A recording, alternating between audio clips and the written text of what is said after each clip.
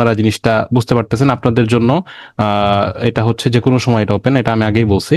তো আমি আজকে আমাদের লাস্ট ক্লাস, যেটাকে আমাদের হচ্ছে রাইট অ্যাসে উপরে যে ক্লাসটা হয়ে থাকে, সেটার মধ্যে আমরা আসতেছি। তো রাইট অ্যাসে যে বিষয়টা সেটা হচ্ছে আপনার এসে মূলত হচ্ছে আমরা বিষয়টা কি আছে মানে হচ্ছে রচনা লেখা, রচনা এসে আমরা নর্মালি ছোটবেলায় লিখে আসছি। তো এখানে নর্মালি আমরা বুঝতেই পারতেছি এখানে আমাদেরকে এক্সটেন্ডেড রাইটিং অথবা আপনার বড় যে বর্ড লেখা এখানে আছে। তো এখানে বুঝতেই পারতেছেন যে আপনার এখানে এটা প্রয়োজন পড়বে, মানে ভালো পরিমাণ লেখার প্রয়োজন পড়বে। যে এই জন্যই আসলে আমি এসেটাকে সবার লাস্টে রাখি, আগে summarise written text, summarise spoken text, এইসব জায়গায় আপনাদেরকে আগে ডেভেলপমেন্ট করে, যেটা আসলে আমি দেখতে পাইলাম যে ডেভেলপমেন্ট খুব ভালো হয়েছে। লাইক জেফারসন ভাইয়ার অনেক সুন্দর গত ক্লাসে আমি সামারাইজ স্পোকেন টেক্সটের পারফরমেন্স পাইছি, আজকে নুসরাত আপুর পারফরমেন্স পাইলাম। দেখলাম যে সুন্দর ওনারা সেন্টেন্স মেকিং করতেছে, এত সুন্দর মানে পারফরমেন্স দেখার পরে আমি অনেক স্যাটিসফাইড। তো আপনারা এগুলো কাজে লাগে, এগুলো আসলে প্র্যাকটিস করে রাইট অ্যাসেতে আসা ভালো। শুরুতেই রাইট অ্যাসে আসলে অনেকে ডিমোটিভেটেড হয়ে যায়, and that is why I take the right assess class at the last. ঠিক আছে, তো আমি লাস্ট ক্লাসে রাইট অ্যাসের ক্লাসটা নিয়ে থাকি, শুধু সিঙ্গেল ক্লাস রাইট অ্যাসের উপরেই নেই। এখন রাইট অ্যাসের বিষয়টা হচ্ছে এরকম যে এখানে আপনারা সবাই জানেন হয়তো বা কেউ জানেন না, সেটা হচ্ছে 20 মিনিটে আপনাকে 200 ওয়ার্ড মিনিমাম লিখতে হয়, ম্যাক্সিমাম 200 ওয়ার্ড লিখতে হয়। তো দিস ইজ দ্য ক্রাইটেরিয়া। আপনার ওয়ার্ড লিমিট হচ্ছে 20 মিনিট, ওই 200 ওয়ার্ড, ম্যাক্সিমাম হচ্ছে 300 ওয়ার্ড। এখন এর নিচে লিখলে, 200 ওয়ার্ডের নিচে লিখলে কি হবে সেটা আমি আপনাদেরকে মানে আবারও মনে করাই দিই। 200 ওয়ার্ডের নিচে লিখলে আমরা কিন্তু স্কোর 0 দিতে পারে, আবার যদি দেয়ও সেটা অনেক কম মার্ক। তো এটা অ্যাকচুয়ালি আমি আপনাদেরকে যে স্ট্র্যাটেজি গুলো ফলো করতে বলি ওই অনুযায়ী আগালে ইনশাল্লাহ আপনাদের স্কোরটা আসবে। কারণ আমার রিসেন্ট যারা স্টুডেন্টরা এক্সাম দিচ্ছে তাদের কিন্তু আসলে স্কোর গুলো আসতেছে। ঠিক আছে, আমি যদি রিসেন্ট আমার স্টুডেন্টদের স্কোর দেখাই, আমার গতকালকে একটা স্টুডেন্টের এক্সাম দিল, সেই আমি হয়তো সেটা যদি বের করি, গতকালকে 2টা স্টুডেন্টের আমার এক্সামের স্কোর আসছে। আমি আপনাদেরকে একটু ভেঙে বলবো এটা। একটা স্টুডেন্ট হচ্ছে ইনি অর্ণা আপু। তো ওনার যে স্কোরটা আপনারা দেখতে পাচ্ছেন, ওনার কিন্তু একটু ভালো করে খেয়াল করেন, ওনার 58 টার্গেট ছিল, 1 মার্কের জন্য আসেন নাই, 58ই আসছে মূলত। আপনি যদি এখানে অ্যাভারেজ করেন চারটাকে, অ্যাভারেজ করলে 58.5 আসে বা 25 আসে আর কি। কিন্তু ওনাকে দেওয়া হয়েছে 57, এখন স্কোরটা ওনাকে কমাই দিছে। তো এটা একটা অনেকের কাছে বলেন না যে স্কোর কমায় বাড়ায়, এই যে এরকম হয়। ঠিক আছে, এখন উনি দেখতে পাচ্ছেন আপনারা ওনার reading a 69, writing A 65, speaking listening কেন খারাপ হইলে আপনাদের কি মনে হয়?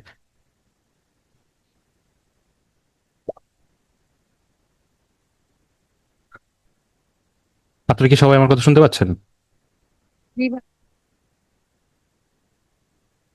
সাদ্দাম ভাইয়ের কথা আবার কম শোনা যাচ্ছে। স্পিকিং এর সঙ্গে আপনার কানেক্টেড। হ্যাঁ, হ্যাঁ, হ্যাঁ, এখন খারাপ করছে কিভাবে, এই স্ট্র্যাটেজিগত ভাবে ভুলটা কি? আমি ওনার সাথে যোগাযোগ করলাম এবং আমি এটা আপনাদের ক্লাস শুরুর পরে একটা চেঞ্জেস আসছে, এটা আমি গত ক্লাসে কি আপনাদের বলছিলাম কিনা আমার মনে নাই, বাট আপনাদের ক্লাস শুরুর পরে একটা চেঞ্জেস আসছে।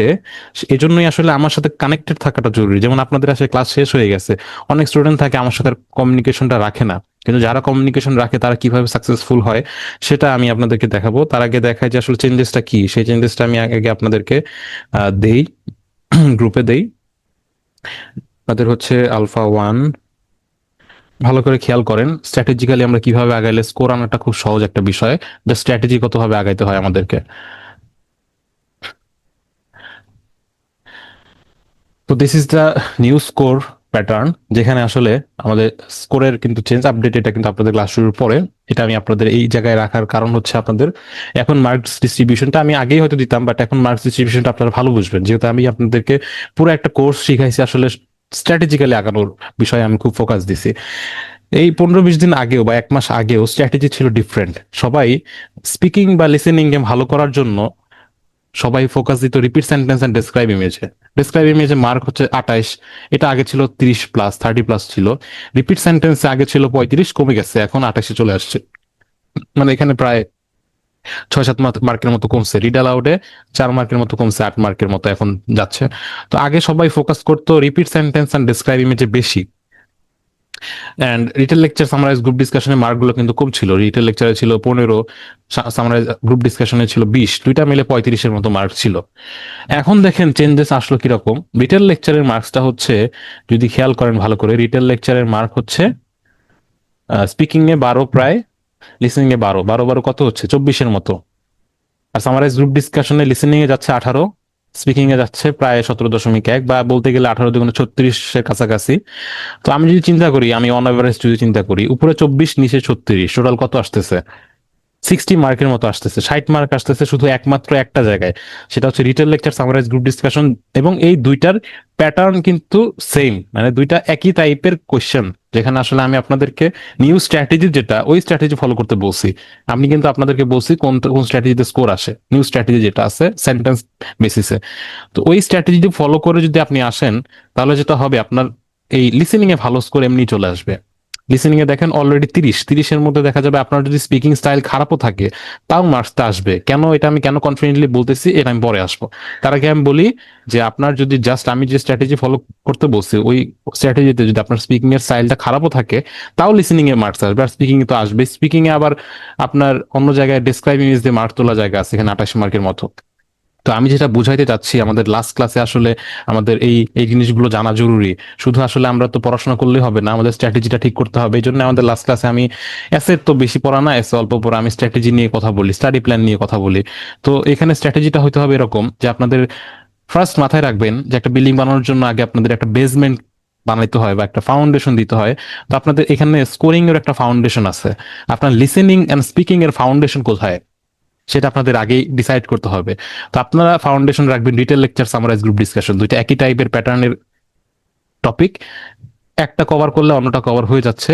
তো আপনার এই দুইটার প্যাটার্নটাকে আপনার ধরতে হবে, এটাকে ফাউন্ডেশন দিতে হবে।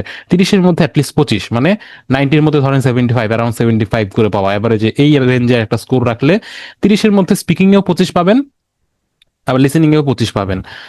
তাহলে আপনার অলরেডি 25 আপনাকে দিয়ে দিচ্ছে স্পিকিং, অলরেডি 25 আপনাকে দিয়ে দিচ্ছে লিসেনিং, আপনি 25 সিকিউর করলেন। এরপরে বাকি কাজ, বিল্ডিং এর বাকি কাজ, প্রথমে ফাউন্ডেশন, এরপরে ডেকোরেশন। ডেকোরেশন কোথা থেকে দিবেন? স্পিকিং এর জন্য ডেকোরেশন হচ্ছে ডেসক্রাইব ইমেজ, যেটা আসলে অনেক বেশি মার্ক ক্যারি করে, সেটা হচ্ছে 28-এর মতো কাছাকাছি। তো ডেসক্রাইব ইমেজটা যদি মোটামুটি ভালো কেউ করে, মানে 28-এর মধ্যে 20, অর্থাৎ 90-এর মধ্যে ধরেন ওই 65 বা 60 এই রেঞ্জেও যদি কেউ পায়, তারপরে কিন্তু তার একটা ভালো স্কোর অলরেডি চলে আসছে। ওই পাশে 25, এই পাশে 20, 45 চলে আসছে।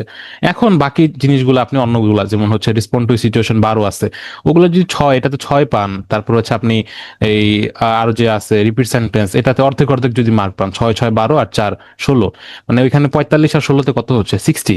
মানে আপনার স্পিকিং এ এমনি মানে খুব বাজে করলেও 60 চলে আসবে যদি আপনি একটা ফাউন্ডেশন রাখতে পারেন।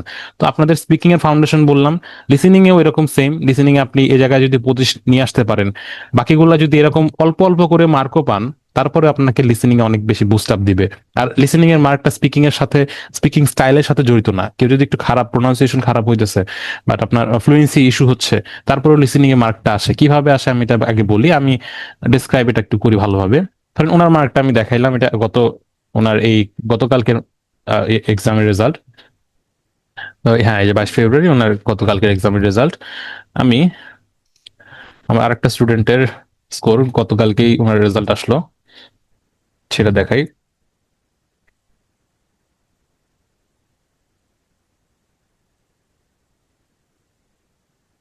তো এটা হচ্ছে আমার সেই স্টুডেন্ট যে 74 তুলছে গতকালকের ওনার এক্সাম উত্তরাতে হইলো, দুজনই উত্তরাতে এক্সাম দিছে। এখন ওনার স্কোরটা দেখেন ভালো করে খেয়াল করে, স্পিকিং আসলে 59, যে কথাটা সাদ্দাম ভাই বললেন যে স্পিকিং লিসেনিং তো কানেক্টেড।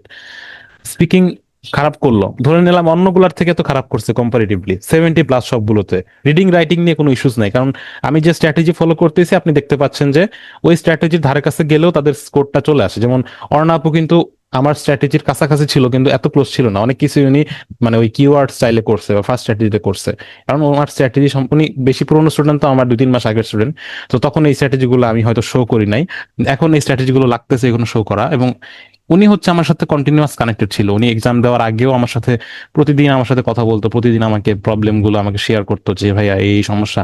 এন্ড আমি ওকে মক টেস্ট, যে লাস্ট মক টেস্ট দিছে এক্সামের আগের দিন, ওই দিন ওকে কি কি প্রবলেম ওর আছে আমি বলে দিছি। হ্যাঁ, লাস্ট যেদিন ওখানে আমি বললাম যে আপনার ও সামারাইজ রিটেন টেক্সটে 70+ ওয়ার্ড দিচ্ছিল, আমি বললাম 65 ইজ মোর দেন এনাফ। হ্যাঁ, এসএতে আমি ওকে খুব ভালো একটা কমেন্ট করলাম যে ও দেখলাম ও 230 এই অ্যারাউন্ডে হচ্ছে ওয়ার্ড কাউন্ট নিচ্ছে, আমি বললাম ওয়ার্ড কাউন্টটা 250+ রাখতে, ঠিক আছে।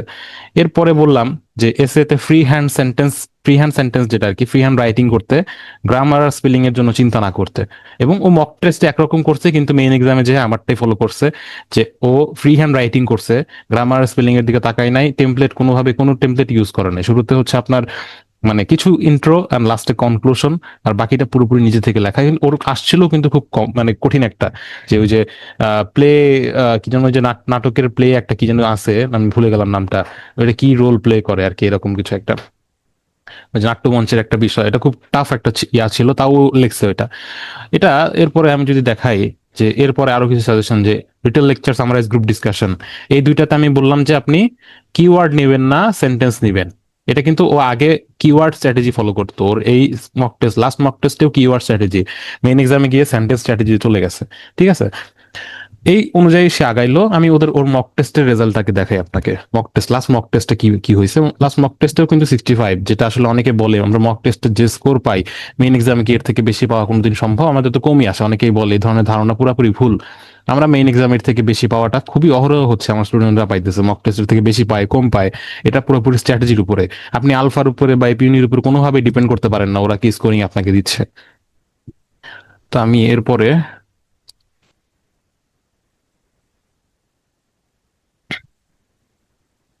আমি ওর যে স্কোরটা, এটা আমি সাউন্ডটা আমি আগে শেয়ার করি।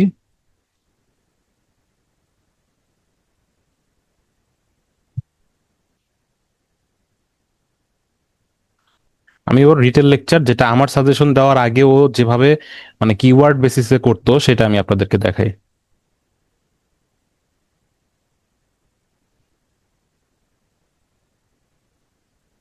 আপনারা একটু শুনেন, ভালো করে শুনে আপনারা কমেন্ট করবেন কি আসলে এটা কি কিরকম মার্কস পাওয়ার ওনার ইয়ে আছে। তাহলে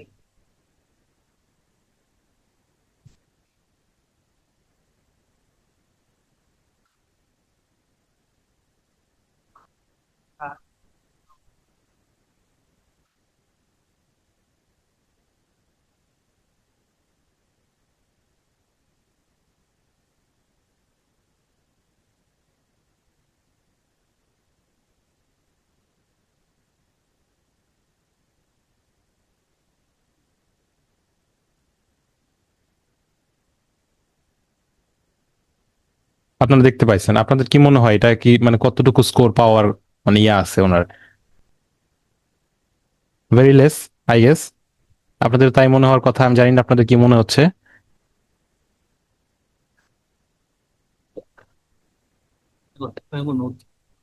হুম। তো এটা আসলে আমার জায়গা থেকে আমি স্পিকিং এ তাকে স্কোর করতাম 40 to 50, আমি স্কোর দিতাম, বাট উনি অনেক ব্রিলিয়ান্ট স্কোর পাইলো। এখন ব্রিলিয়ান্ট স্কোর, আসলে ব্রিলিয়ান্ট স্কোর কিন্তু পায় নাই, ওনার ব্রিলিয়ান্ট স্কোরটা আসে নাই ওনার। আপনি দেখতে পাবেন ওনার যে স্পিকিং, ওনার স্পিকিং এ কিন্তু খুবই মোটামুটি একদম কপালের গুণে একটুর জন্য বেঁচে গেছে, 59 পাইছে। ঠিক আছে, 59 হয়তো মানে দেখা যায় অনেক সময় অন্য জায়গায় ভালো করলে এক্সট্রা এক্সট্রা মার্ক দিয়ে দেয়। কারণ আপনি যদি অ্যাভারেজ করেন 73, 73, 59, 74, জীবনেও 74 আসবে না। হাইয়েস্ট মার্কই 74, কিভাবে 74 আসে? এখানে আরো বাড়িয়ে দিচ্ছে। মানে কোয়ালিটির উপর ডিপেন্ড করে, যখন দেখে একটা স্টুডেন্ট কন্টেন্ট বেশি নিচ্ছে, তখন ওরা এই জিনিসটা করে।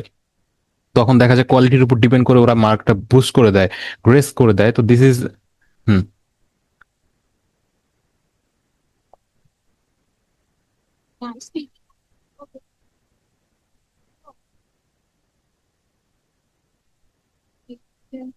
কি পাইছে হয়তো স্পিকিং এর বেশি মার্ক পেলে অন্যগুলাতেও চলে যাচ্ছে। না এরকম আসলে বিষয় না। আমি আমি আপনাকে বলি, বিষয়টা হচ্ছে সে স্পিকিং এ 59 পাইলো, তাহলে লিসেনিং এ কেন 73 পাইলো? এটার মানে মানে কারণটা কি? তো আমরা অ্যাকচুয়ালি এটাই করি, যে আমরা এই যে আমরা স্ট্র্যাটেজি গুলো যে তৈরি করতেছি, স্ট্র্যাটেজি গুলো যে প্রোভাইড করতেছি, এটার পিছনে একটা বেসিস আছে।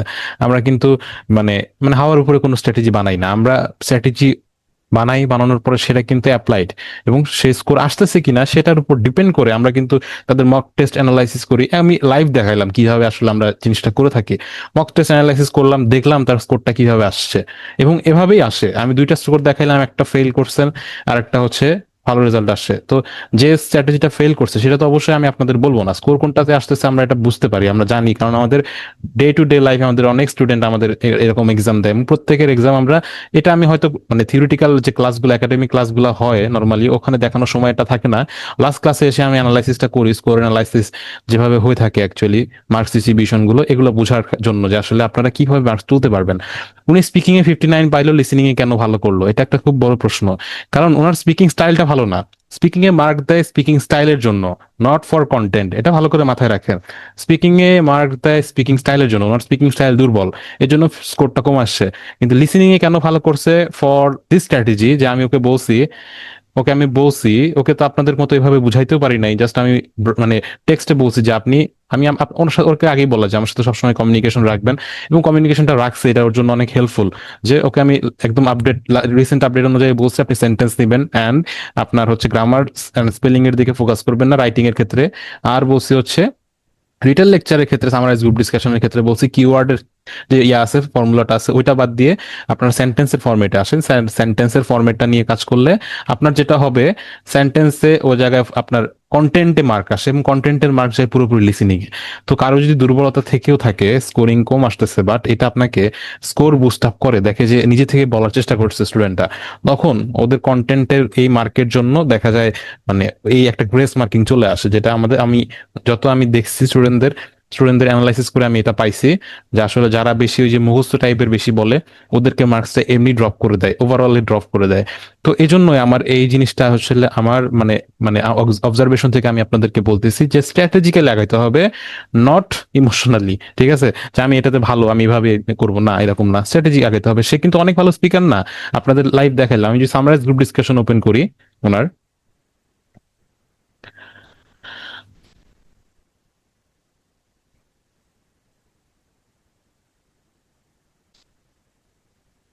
এদিকে তো অনেক কম score। আমি সামরাইজ, হুম, আমি সামরাইজ গ্রুপ ডিসকাশনটা ওপেন করি।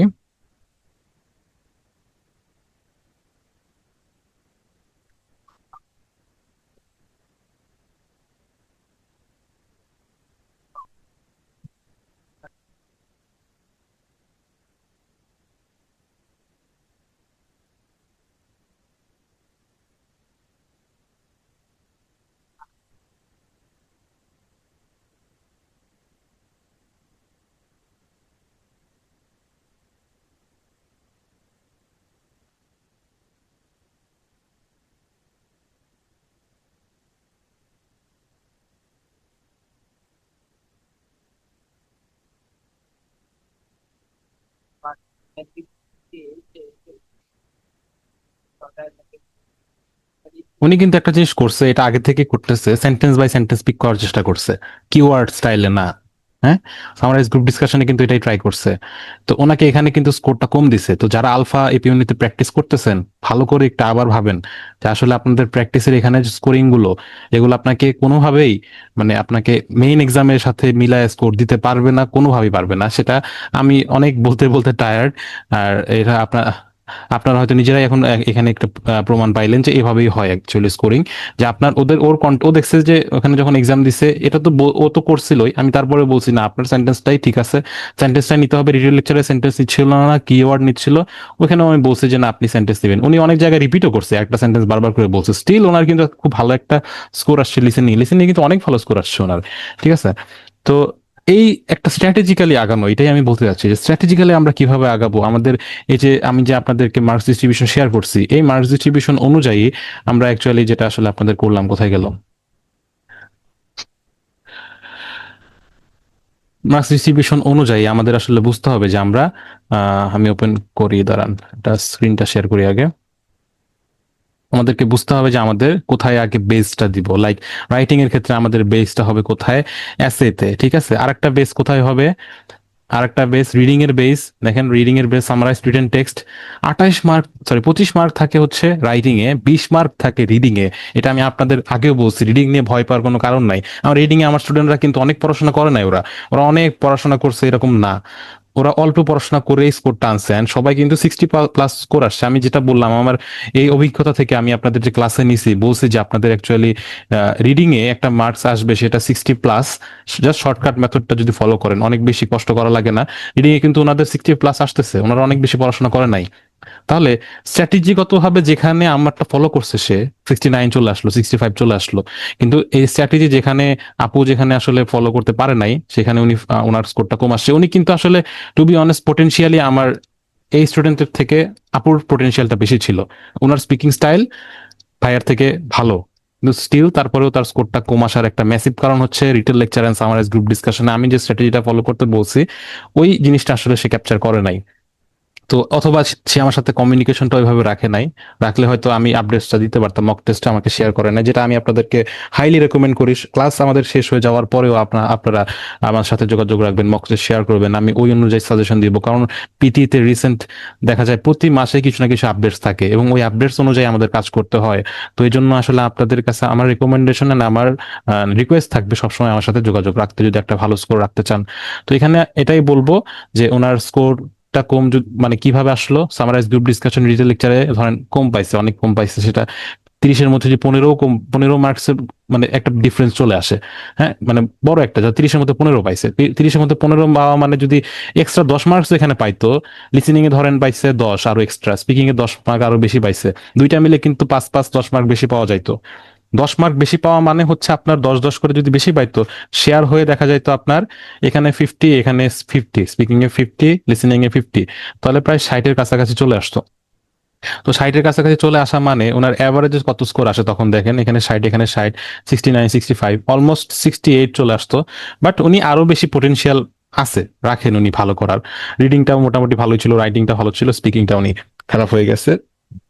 তো আবার যারা বলেন আসলে সেন্টার ম্যাটার করে, সেন্টারটাও আসলে ম্যাটার করে না, এটা আমাদেরই বানানো।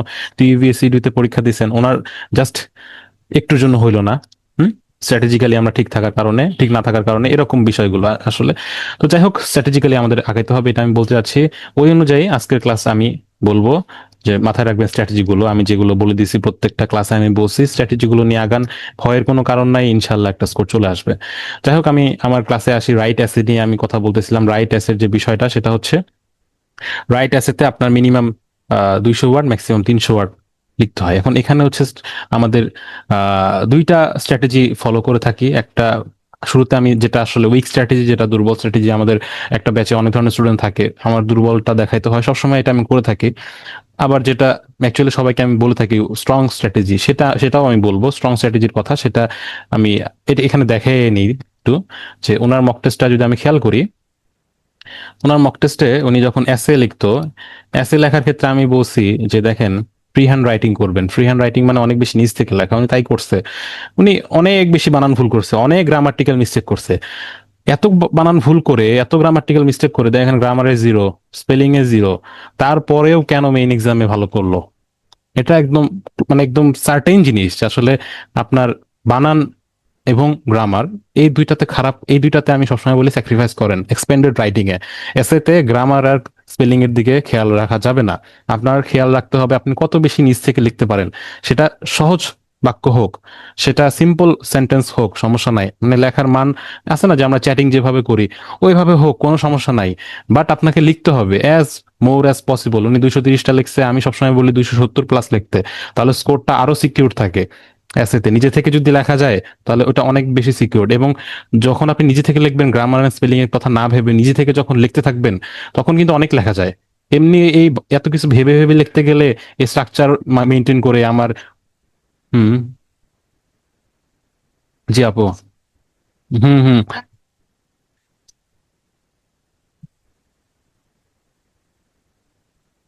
এটাই স্ট্রাকচার মেনটেন করতে গেলে আপনার দেখা যাবে স্ট্রাকচার কোথায় কোন সেন্টেন্স ঢুকাবেন, কোথায় কোন একটা মেইন পয়েন্ট ঢুকাইতে হবে, কিওয়ার্ড ঢুকাইতে হবে। আবার ওইখানে দেখা যায় ওই স্ট্র্যাটেজিতে গ্রামার আর স্পেলিং এর দিকে ফোকাস রাখতে হয়, কারণ কন্টেন্টের পরিমাণ কমে যায়, 220 এর বেশি লেখা যায় না, টাইমিং এ মিলে না। ঠিক আছে? তো এটা একটা টাফ সিচুয়েশন। ওইখান থেকে বের হয়ে এসে যদি যারা ফ্রি হ্যান্ডে আসেন, তাদের স্কোরটা ডেফিনেটলি, আমার রিসেন্ট যারা প্রায় এই মাসে আমার আমার হচ্ছে প্রায় 10 জনের মতো স্টুডেন্ট এক্সাম দিচ্ছে, সবার স্কোর আমি অ্যানালাইসিস করে এটাই পাইছি, যারা মানে মক টেস্টে অহরহ ভুল, অনেক ভুল হচ্ছে, কিন্তু মেইন এক্সামে এই স্কোরটা ঠিকই আসে।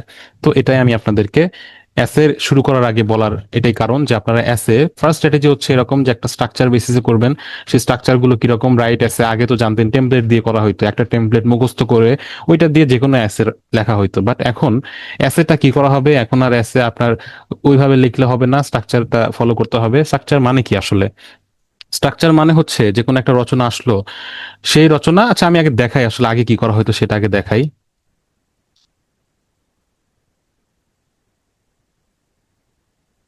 আগে যেটা করা হইতো সেটা হচ্ছে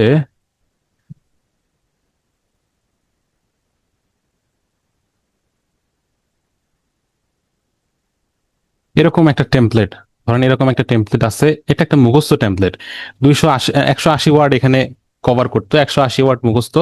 এরপরে এই যে আপনাকে যে কোয়েশ্চেন করছে ওই কোয়েশ্চেনের মধ্যে থেকে টপিক কপি করে এখানে বসানো, এখানে হচ্ছে ওয়ার্ড বসানো, যে কোনো কোয়েশ্চেন আসুক এই একই মানে টেমপ্লেট দিয়ে আসলে করা হইতো। তো এখন এটা করলে মার্কস কখনোই আসবে না, স্ট্রাকচার দিয়ে করলেও তো মার্কস আসার সম্ভাবনা কম শুধু স্ট্রাকচারের দিকে ফলো করলে। তারপরে এটা দিয়ে যারা করবেন তাদের মনে করেন যে এসেতে 90-র মধ্যে 20 আসতে পারে, 20-30 এরকম দিতে পারে। তাই টেমপ্লেট পুরোপুরি বাদ। এখন আসি স্ট্রাকচারের বিষয়ে। স্ট্রাকচার কোনগুলো, স্ট্রাকচারটা ওপেন করি। স্ট্রাকচার আমরা পিটি সবকিছু ফলো করে ফলো আপে রেখে, এটা তো সবাই জানেন এমনিতেও, ফলো আপে রাখার পরে দেখা গেল 3 ধরনের স্ট্রাকচার আছে অ্যাসের জন্য। সেই স্ট্রাকচার গুলো কোনগুলো? 3 ধরনের স্ট্রাকচার আমি ওপেন করতেছি। একটা হচ্ছে অ্যাডভান্টেজ ডিসঅ্যাডভান্টেজ, একটা হচ্ছে ওপিনিয়ন বেসড, একটা হচ্ছে প্রবলেম সলিউশন। 3 ধরনের স্ট্রাকচার। তো এই স্ট্রাকচারে আপনারা দেখতে পাচ্ছেন যে একটা মুখস্থ লেখা থাকে, অনেক কিছুই মুখস্থ এখানেও আছে। বাট এখানে এই যে যেখানে বোল্ড রাইটিং গুলো আছে লাইক প্রবলেম, প্রবলেম টু, এগুলো হচ্ছে আপনাদের নিজেদের কন্টেন্ট, মানে আপনারা নিজেরা এখান থেকে লিখবেন। প্রবলেম সলিউশন মানে কি, কোন একটা প্রবলেম সম্পর্কে বললো, like climate change is a big problem, তো ক্লাইমেট চেঞ্জ সম্পর্কে যদি বলে এটার প্রবলেম কি সলিউশন কি সেটা আপনার লিখতে হবে। তো এখানে আসলে আপনার, যদি আপনাকে বললো এটা প্রবলেম সলিউশন লিখতে আর আপনি লিখলেন হচ্ছে এটার পজিটিভ নেগেটিভ দিক, তাহলে কি এটার স্ট্রাকচার ঠিক থাকলো?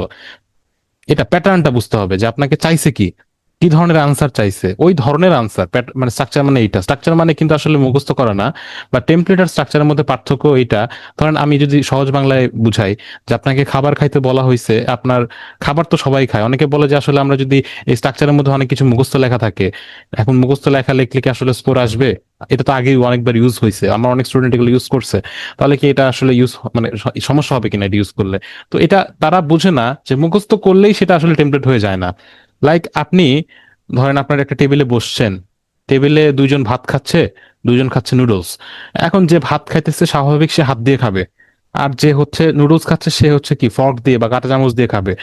এখন আপনাকেও নুডলস সার্ভ করা হইলো, এখন আপনি যদি ওই নুডলস খাওয়া লোকের দেখা দেখি কাঁটা চামচ দিয়ে খান, তাহলে কি আপনাকে, মানে আপনার কি সেটা টেমপ্লেট ধরবে? আপনি তো দেখে দেখে করতেছেন কাজটা। এটা তো আসলে মানে আমাদের আমাদের সাইকোলজি হয়ে গেছে এরকম যে আমরা দেখে দেখে করলে কি আসলে আমাদের মুখস্থ জিনিস করলে কি আমাদের কি মার্কস কাটে না, এরকম না। আসলে জিনিসটা হচ্ছে এরকম যে নুডলসটা খাইতে হবে কিভাবে, নুডলসটা তো কাঁটা চামচ দিয়েই খাইতে হবে। তাহলে বুঝতে হবে যে আসলে আপনি যদি এখানে কাঁটা চামচ দিয়ে না খেয়ে হাত দিয়ে খান, then it will be a template. আবার ভাত যদি কাঁটা চামচ দিয়ে না খেয়ে, মানে হাত দিয়ে না খেয়ে কাঁটা চামচ দিয়ে খান, তাহলে ওটা হবে টেমপ্লেট। আর যদি যেটা যে যে জিনিস দিয়ে খাইতে হবে সেটা যদি কপিও হয়, আপনার যদি ঠিক থাকে, অ্যাক্টিভিটিস ঠিক থাকে, যেটা চাইছে সেভাবে যদি আপনি কাজ করেন, দেন ইট উইল বি স্ট্রাকচার। এটা আমি বুঝাতে যাচ্ছি। প্রবলেম সলিউশন চাইছে এখানে, ধরেন একটা প্রবলেম সলিউশন চাইলো, এখানে বললেন এই major problem of climate change is, একটা প্রবলেম বললেন which impacts not only individuals but also communities. এই যে এই কথাগুলো, এটা কি প্রবলেম সলিউশনের সাথে যায় না? অবশ্যই যায়। তা আপনি একটা মানুষ কি এটা লিখতে পারে না? মানুষ কি একজনই লিখবে এই কথা, অন্য কেউ লিখতে পারবে না এই কথা? এটা পুরোই একটা মানে মানে আন্দাজে মানুষ বলে আসলে, মানে অনেকে বলে মুখস্থ করা যাবে না বা এরকম কিছু, এরকম কোনো বিষয় নাই। তো ফার্স্ট স্ট্র্যাটেজি যাদের ইউজ করে তাদের স্কোর আসে না এরকম না, বাট ওইটা টাফ, ওইটাতে করা একটু টাফ হয়ে যায়, টাইমিং ইস্যু হয়ে যায়, দেখা যায়। এই জন্য আসলে আমি ওটাকে নিষেধ করি, কিন্তু এটা যে কাজ করে না এরকম না। তো ফার্স্ট স্ট্র্যাটেজি যেটা স্ট্রাকচার স্ট্র্যাটেজি, যে মুখস্থ লেখা থাকবে বেশিরভাগ, ভিতরে আপনাদের নিজেদের লেখা নিজেদের কন্টেন্ট থাকবে যেখানে বোল্ড।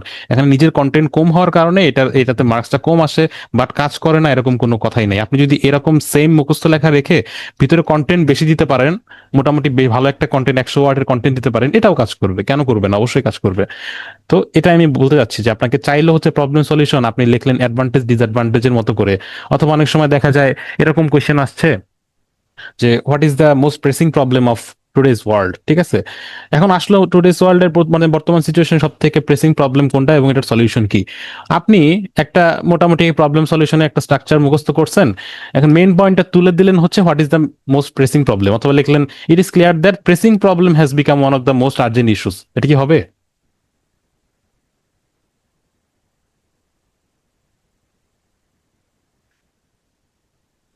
মানে আপনাকে আজ কি করছে ওরা, যে প্রেসিং প্রবলেমটা কোনটা, ঠিক আছে?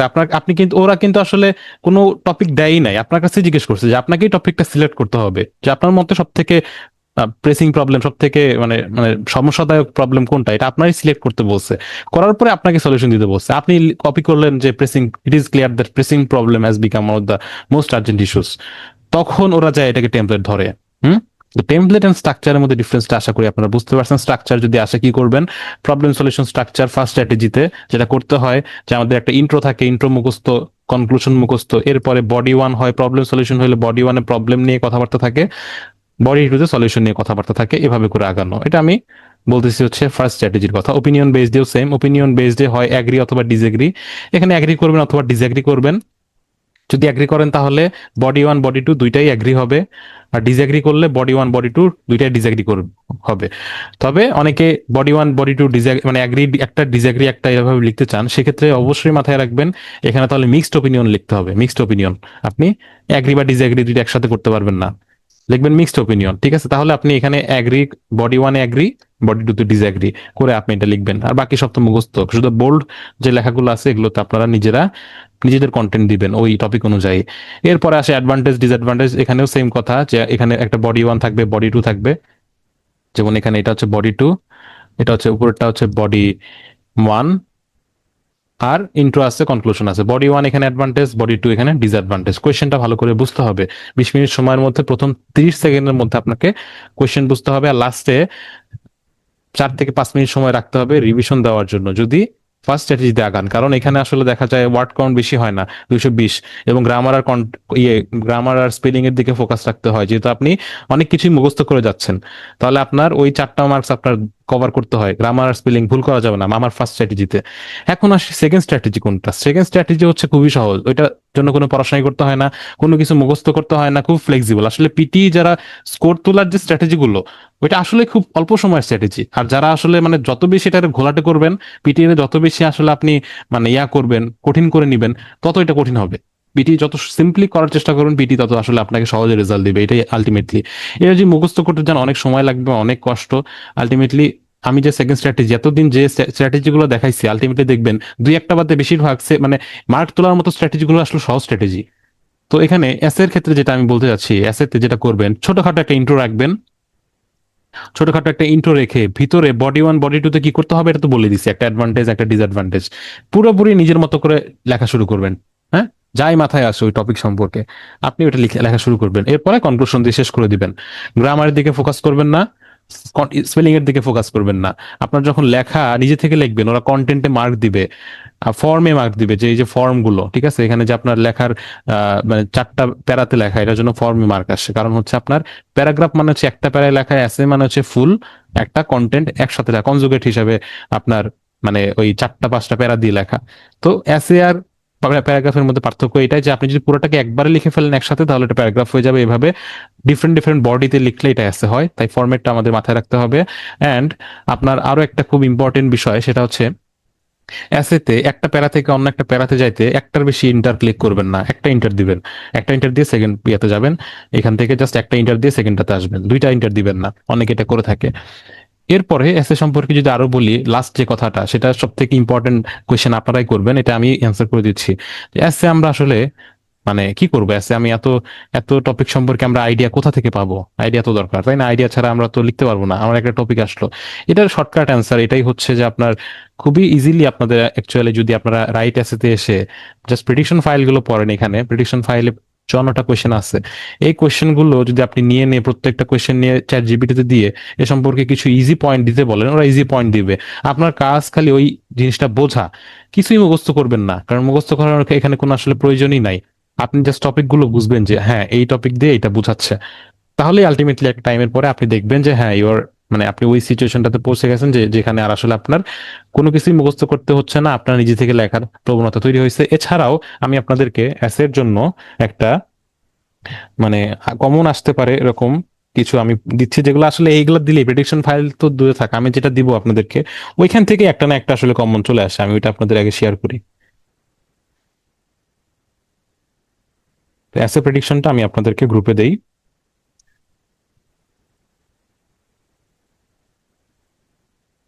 তো এখানে আমি আপনাদের গ্রুপে যে অ্যাসে প্রেডিকশনটা দিছি, এই অ্যাসে প্রেডিকশনটা 20টা এখানে অ্যাসে আছে, এই 20টা অ্যাসে যারা পড়বেন এখান থেকে একটা না একটা কমন চলে আসবে, এগুলোই আসে। আর এর বাইরে যদি কেউ করতে চান তাহলে ওই প্রেডিকশন ফাইল যেটা আছে ওইটা থেকে যেভাবে বলছি কিছু জাস্ট ইজি পয়েন্ট আপনারা আইডিয়া নিবেন, আইডিয়া নেওয়াটা এখানে জরুরি। তো এই হইলো মূলত আমার অ্যাসে সম্পর্কিত কথাবার্তা। আপনাদের এই সম্পর্কে কোনো কোয়েশ্চেন আছে কিনা?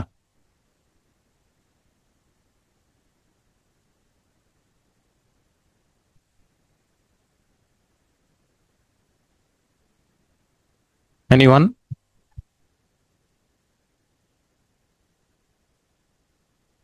অবভিয়াসলি আপনি তো দেখলেন, আপনি তো দেখলেনই। না, মোটেও তাকানো যাবে না, শুধু এস এর ক্ষেত্রে। আবার এটা আবার summarise written text, summarise spoken টেক্সটে করেন না। হ্যাঁ, শুধু এস এর ক্ষেত্রে এটা। ওটা তো ওগুলোতে লেখার মানে ছোট লেখা, ওগুলো লেখা পড়ার সময় আছে, তাহলে কেন আমরা ওই 4 মার্ক বাদ দিব? SWT SST ওখানে গ্রামার আর দেখবো অবশ্যই। এসেতে আমরা এটা করবো না, here we will sacrifice our grammar and spelling. ঠিক আছে?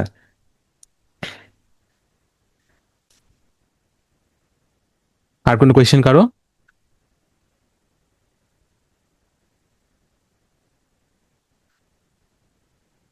না ভাইয়া। হ্যাঁ, আর আমি আপনাদেরকে আবারও বলি আমাদের মানে হয়তো একাডেমিক কোর্স শেষ, আমাদের হয়তো এভাবে ফর্মালি ক্লাস হবে না, বাট আপনাদের আবারও বলতেছি, আপনাদের যদি কোনো প্রবলেম হয় আপনাদের ক্লাসে এনে যে কোনো আপনাদের পুরো কোর্সের ইয়াটাই আমি আবার দায়িত্ব নিতে পারবো, কোনো সমস্যা নাই। হ্যাঁ, আপনাদের যে পর্যন্ত স্কোর না আসতেছে আমি আপনাদের কাছে রেসপন্সিবল, এবং আমি আপনাদের স্কোর এনেই ছাড়বো ইনশাল্লাহ। ঠিক আছে? তো এরপরে আমি যেটা দেখাবো, আপনাদের স্টাডি প্ল্যানটা দিয়ে দিব। আমি জানি না আপনাদের কাদের এক্সাম কবে, বাট স্টাডি প্ল্যানটা একটু দেওয়া জরুরি আপনাদের। হুম। যে কিভাবে আসলে, কারণ আমাদের ফর্মাল ক্লাস শেষ হওয়ার পরে আপনাদের তো একটা বিশাল একটা থাকবে, একটা কি বলা যায়, দেখা যাবে সামনে একটা মানে ধোঁয়াশা, যে আসলে আমরা কি পড়বো, কোনটা বেশি পড়বো কোনটা কম পড়বো, সেটা নিয়ে একটু আলোচনা করি। লাইক এখানে আমি একটা স্টাডি প্ল্যান বের করলাম, এটা হচ্ছে 30 দিনের স্টাডি প্ল্যান। আপনাদের প্রত্যেকের দেখা যাচ্ছে যে মনে জেফারসন ভাইয়া উনি অনেক মোটামুটি 4 মাস পরে বা 5 মাস পরে এক্সাম দিবে, আবার আপু হচ্ছে খুব রিসেন্টলি উনি এক্সাম দিবে। তো আসলে দেখা যায় বিষয়টা হচ্ছে এরকম যে এখানে এরকম দাঁড়াইছে যে কারো সময় কম, কারো সময় বেশি, কেউ একটু বিজি স্কেডিউল মেনটেন করে, দিনের বেলায় বেশি একটু দেখা যায় ব্যস্ত জব করতেছে, তাদের যে যতটুকু সময় হবে আপনার হয়তো সেই সময়টা হবে না। তো ডিফারেন্ট ডিফারেন্ট স্টুডেন্ট আমার কাছে আসে, ডিফারেন্ট ডিফারেন্ট তাদের টাইম টেবিল। হ্যাঁ, একটা উইকে কেউ একটু বেশি সময় লাগে, কারো একটু মানে দেখা যাচ্ছে না এক এক সপ্তাহের মধ্যে খুব ব্যস্ততা যাচ্ছে, পরের সপ্তাহে হয়তো ফ্রি। তাই আমি একটা একটা ফিক্সড কোনো রুটিনে আমি দিতে পারি না যে প্রতিদিন আপনি এভাবে করবেন। আপনাকে আমি যেটা করি এখানেও আমি ফ্লেক্সিবিলিটি, আমি পুরাটা কোর্স আমি নিচ্ছি ফ্লেক্সিবিলিটির উপরে, আপনার সুবিধা যেখানে, আপনার কনভিনিয়েন্স যেখানে আপনি ওইভাবে আগাবেন। এটা এই স্টাডি প্ল্যানের ক্ষেত্রে আমি সেটাই করতেছি, যে আপনার কনভিনিয়েন্স কিভাবে আমি আপনাকে একটা লে আউট দিয়ে দিব, এবং আপনি প্রতি উইকে একবার করে যে আপনি নিজের উইকের দিকে তাকাবেন, এই সপ্তাহে আপনি কি কি করবেন। এই সপ্তাহে একটা ট্যুর দিচ্ছেন, আচ্ছা এই সপ্তাহে তাহলে আপনার পারতেছেন না, পরের সপ্তাহে তাহলে পড়াটা বাড়িতে হবে। আবার ধরেন এই সপ্তাহে একটা দিন একটু ব্যস্ততা যাবে, আপনি বুঝতে পারতেছেন একটা ফাংশন আছে, তাহলে আপনার অন্য দিনগুলো আপনি নিজেই যেন রেডি করতে পারেন আপনার পড়ার ইয়াটা। আমি আপনাদের নিজেদেরকে ওই ক্যাপাবিলিটি তৈরি করে দেওয়ার চেষ্টা করতেছি, যেন আপনারা নিজেরাই জিনিসটাকে অ্যাবজর্ব করতে পারেন, আপনার জন্য আর কোথাও সাহায্যের জন্য যাইতে না হয়। ঠিক আছে? যে ভাইয়া আমার হচ্ছে না, আপনি যেন নিজেই ক্যাপেবল হন, ওই জিনিসটা আমি তৈরি করে দিচ্ছি। প্রত্যেকটা ক্লাসে আমি এটাই চেষ্টা করি যে স্টুডেন্টরা যেন নিজেরাই ক্যাপেবল হয়, কেন হচ্ছে একটা জিনিস বারবার করবে, একটা কোর্স বারবার করবে। তো এখানে আমি ডে 1 এর ক্ষেত্রে যদি আপনারা দেখেন, আমি বলতে চাচ্ছি লাইক ডে 1, ডে 2, ডে 3 প্রত্যেকটাতে দেখেন আমি একটা পড়ার একটা লিস্ট করছি। এই পড়ার লিস্ট অনুযায়ী প্রথমে যদি আসি, রিপিট সেন্টেন্স হচ্ছে খুব ইম্পর্টেন্ট। ঠিক আছে? রিপিট সেন্টেন্স খুবই ইম্পর্টেন্ট। এখানে কিছু চেঞ্জেস আসবে, আপনার চেঞ্জেসটা লিখে রাখতে পারেন, অথবা আমার রেকর্ডেড ক্লাসও থাকবেই। আপনারা যেটা করবেন, রিপিট সেন্টেন্স এখানে 850টা আছে। 30 দিনের প্ল্যান, 30 দিনের প্ল্যানে 850টা যদি হয় তাহলে ডেইলি 50টা করে করতে হয়, মানে 850টা কমপ্লিট করা। অ্যাকচুয়ালি দেখা যায় আসলে এতগুলো কমপ্লিট করার প্রয়োজন পড়ে না অনেকের ক্ষেত্রে, কারণ এটা সবার জন্য না, সবাই কিছু কিছু মানুষের স্পিকিং এমনি ভালো। তারপরেও যদি আমি বলি যে প্রপার একটা স্কোর, যে যারা ভালো তারা জন্য, ধরেন আপনার সিচুয়েশন ভালো, আপনি এমনিতেই 70+ পাবেন, আমি চাচ্ছি আপনি 85+ পান, 80+ পান, সেক্ষেত্রে পরিশ্রম করতে হবে বেশি। তো সেটা কিরকম, রিপিট সেন্টেন্স 850টা কমপ্লিট করা, ঠিক আছে। অথবা যাদের এরকম অবস্থা যে 50-র কাছাকাছি আসবে এরকম একটা ধারণা তার আছে, সে কিভাবে 65 পাবে, সেটা হচ্ছে এরকম পরিশ্রমের মাধ্যমে রিপিট সেন্টেন্স 850টা করা, এবং সেটার মধ্যে ইজি 100, মিডিয়াম 500, হার্ড 250, এবং ডেইলি 50টা করে পড়ে। এখন যার হাতে 60 দিন সময় আছে, 2 মাস সময় আছে প্রিপারেশন নেওয়ার, তাহলে এটা 25টা করে হয়ে যাবে স্বাভাবিক, ডাবল টাইম, মানে এটা অর্ধেক হয়ে যাবে। যদি 4 মাস সময় থাকে যেমন জেফারসন ভাইয়ার, তাহলে ডেইলি যদি সে এই 15টা বা 12টা করে করে, 12-13টা করে করে, তাও তার দেখা যাবে 4 মাস পরে তার কমপ্লিট হয়ে গেছে। এরকমই drop down, fill in the blanks আমি সবগুলা প্র্যাকটিস করতে বলি যাদের হাতে সময় আছে। এটা হচ্ছে আমি বললাম না ওই যে একটা স্ট্র্যাটেজি, ফার্স্ট স্ট্র্যাটেজি যেটা ছিল হায়ার মার্ক রিডিং এ পাওয়ার জন্য, সেকেন্ড স্ট্র্যাটেজি বলে দিচ্ছি জাস্ট প্রেডিকশন ফাইলটা, ঠিক আছে। তো দুইটা স্ট্র্যাটেজি মাথায় রাখবেন, যাদের হায়ার মার্ক দরকার সবগুলো শেষ করবেন। 30 দিনে শেষ করতে হলে 40টা কোয়েশ্চেন ডেইলি করা লাগবে। WFD 850 করতে বলছি, ইজি 100, মিডিয়াম 600, হার্ড 150। এটাও 30 দিনে করলে 40টা করে করতে করা লাগতেছে। রিড অ্যালাউড 3টা করে ডেইলি করবেন। হাইলাইট ইনকারেক্ট ওয়ার্ড 3টা থেকে 9টা। যাদের লিসেনিং ভালো, দেখতেছেন না আমার এমনিই হচ্ছে হাইলাইট ইনকারেক্ট ওয়ার্ড, তো ডেইলি 1-2টা করলে হবে।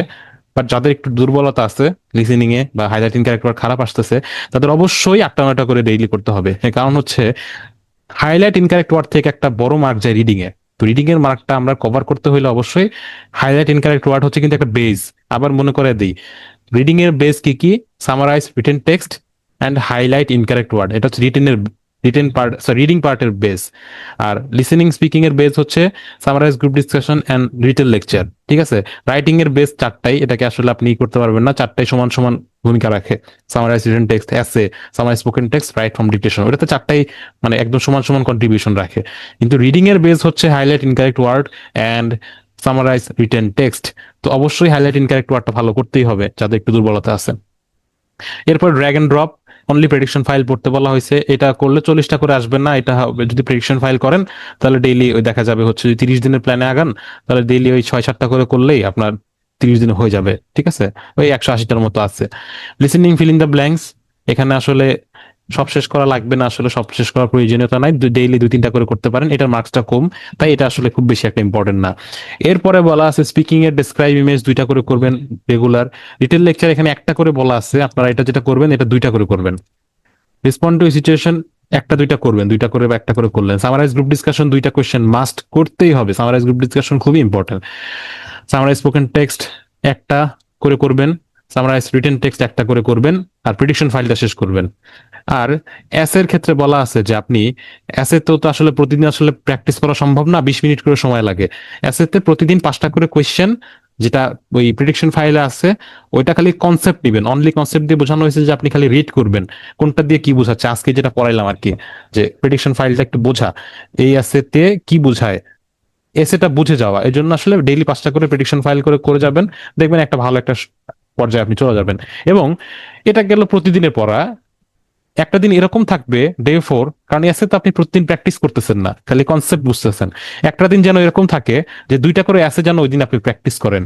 অথবা এরকম না যে ফিক্সড ওই একদিন করবেন, আপনার সপ্তাহে অন্য একদিনে এসে রাখতে পারেন, বাট এসে সপ্তাহে একদিন এরকম রাখতে হবে যেন মিনিমাম 2টা প্র্যাকটিস আপনি করেন। কারণ এখানে যদিও বা আপনার হচ্ছে দেখা যাচ্ছে হচ্ছে মানে খুব বেশি মুখস্থর কিছু নাই, স্টিল আপনার তো আসলে অ্যাসেটা মানে আপনি 250 বা 70 ওয়ার্ডের উপর লিখতে পারতেছেন, এই কনফিডেন্সটা তো আপনার আনতে হবে। সেটা কতক্ষণ সময়ের মধ্যে হচ্ছে এটা তো আপনার বুঝতে হবে। এটা গেল। এরপরে আরেকটা পড়া থাকবে ডে 4-এ, সেটা হচ্ছে রিঅর্ডার প্যারাগ্রাফ। এটা প্রেডিকশন ফাইলটা শেষ করবেন, রিঅর্ডার প্যারাগ্রাফের প্রেডিকশন ফাইলটা কমপ্লিট করবেন, তাহলে মোটামুটি কমন পড়ার একটা চান্সেস থাকে। আর রিঅর্ডার প্যারাগ্রাফ কমন পড়ে গেলে তো আপনার মানে ছক্কা মেরে দিচ্ছেন, রিঅর্ডার প্যারাগ্রাফ কমন পড়া মানে রিডিং এ অনেক ভালো স্কোর তোলা। তো এই হচ্ছে আপনার স্টাডি প্ল্যান। এবং এই স্টাডি প্ল্যান আমি আবারও বলি সবার জন্য কিন্তু সেম হয় না। আপনারা নিজেরাই এটাকে করে নিবেন যে আসলে আপনার সময় কতটুকু, 30 দিন সময়, না 60 দিন সময়, না 120 দিন সময়, নাকি শুধু 15-16 দিন সময়, এরকম টাইম নিয়েও কিন্তু আমার কাছে অনেক স্টুডেন্ট আসে। তো তাদের ক্ষেত্রে কিন্তু এটা মানে অ্যাপ্রুভড না, এই ধরনের টাইম লাইন কিন্তু তারা ফলো করতে পারবে না। তো এটা আপনার উপরে, এবং একটা উইকে আপনি কতটুকু সময় দিতে পারতেছেন। একটা উইকে ধরেন এরকম হইলো খুব বিজি, তাহলে আপনার পরের উইকে বাড়িয়ে দিতে হবে পড়া। এভাবে আপনার নিজেরা লেআউটটা নিজেরা করে নেবেন। আমি আপনাদেরকে এগুলো শেয়ার করে দেই। এর মাঝে আপনি বলেন যে আপনাদের স্টাডি প্ল্যানটা বুঝতে কোনো ইস্যুস হয়েছে কিনা, বা আপনারা কি বুঝতে পারছেন কিনা।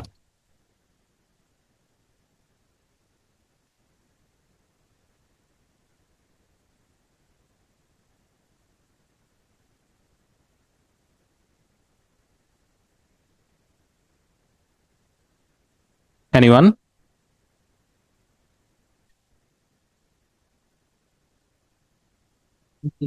হুম হুম।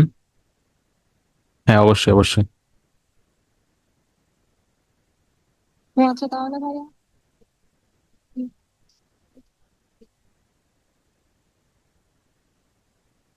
এটা অ্যাকচুয়ালি না, স্টাডি প্ল্যানে মক টেস্টটা আপনার এই পড়াশোনা শেষ মোটামুটি ভালো একটা পর্যায়ে যাওয়ার পরে যদি দেখেন না সময় চলে আসছে, ওইটা আলাদা বিষয়। বাট আমরা মক টেস্টটা অ্যালাউ করি তখনই যখন আমরা দেখি অ্যাকচুয়ালি যে আপনার মানে আপনি খুব একটা ভালো পজিশনে গেছেন অলরেডি, ঠিক আছে, মানে পড়াশোনা মোটামুটি যে পড়াশোনাটা দিলাম এটা 80% কভার হয়েছে, তখন আমি বললি হচ্ছে ইয়া করতে মক টেস্ট। কিন্তু অনেকে আসলে এই পড়াশোনা করতে চায় না, আলসেমি করে।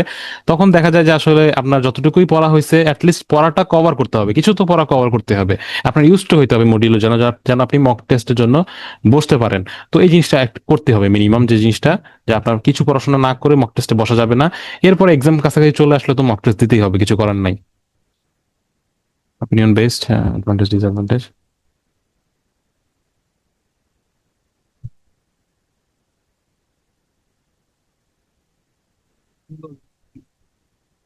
হুম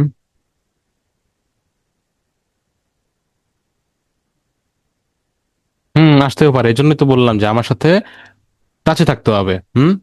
ভুলে গেলে চলবে না। হ্যাঁ, প্রতি মাসে হয় না, যেমন এখন রিসেন্ট যে চেঞ্জটা আসলো স্কোরিং এর দেখাইলাম, এটা প্রায় 3-4 মাস পরে আসছে। ঠিক আছে, অনেক সময় দেখা যায় আবার 1-2 মাসের মধ্যে চলে আসে। তো এই জন্যই পিটি হচ্ছে খুবই মানে ইয়া জিনিস, আনপ্রেডিক্টেবল হয়ে যায় মাঝে মাঝে, কারণ আমরা স্টুডেন্ট। হ্যাঁ, এটা তো আসলে ওরা স্টুডেন্টদের সাথে রিভিল করে না। তো এই জন্য আমাদের এটা বুঝে আগানো দরকার। তো যাই হোক, আপনারা ইনশাল্লাহ ভালো করবেন। আপনার আমার ব্যাচের খুব মানে খুব রেয়ার ব্যাচ থাকে এরকম, যারা সবাই ভালো একটা ব্যাচে। আপনাদের এই ব্যাচটাতে আমি যারা যাদের পাইছি সবারই পারফরমেন্স অনেক ভালো। সবাই অনেক বেশি আমাকে হেল্প করছেন, কন্ট্রিবিউট করছেন, পড়াশোনা করে আমাকে স্কোর শেয়ার করছেন। এবং এই যে ধারাটা, এটা যেন বজায় থাকে এবং আপনারা যেন গাইডলাইনের মধ্যে থাকেন আমার, এটাই আমার চাওয়া আপনাদের কাছে।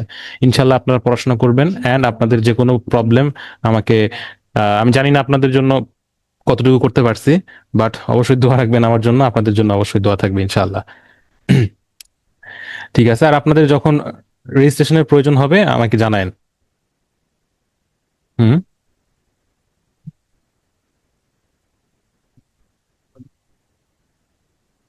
আপনি আপনি এখনই রেজিস্ট্রেশন করতে পারবেন, জুন জুন পর্যন্ত সময় আছে, জুনের রেজিস্ট্রেশন এখনই করা যাবে।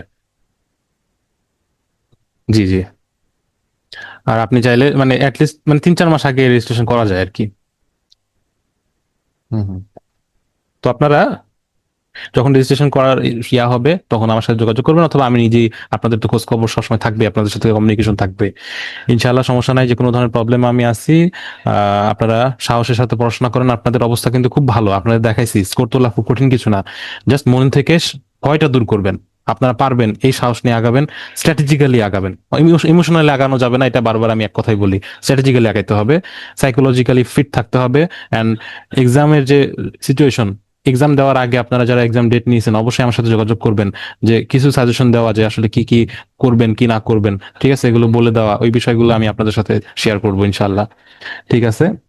আজকে ক্লাস এই পর্যন্ত, ইনশাল্লাহ কোনো একদিন দেখা হবে। আমার বাসা মোহাম্মদপুরে, ঢাকায়। আপনারা যদি ঢাকায় আসেন অবশ্যই মোহাম্মদপুরে, বা যারা ঢাকায় আছেন মোহাম্মদপুরে আসলে আমার সাথে যোগাযোগ করতে পারেন, ইনশাল্লাহ দেখা হবে।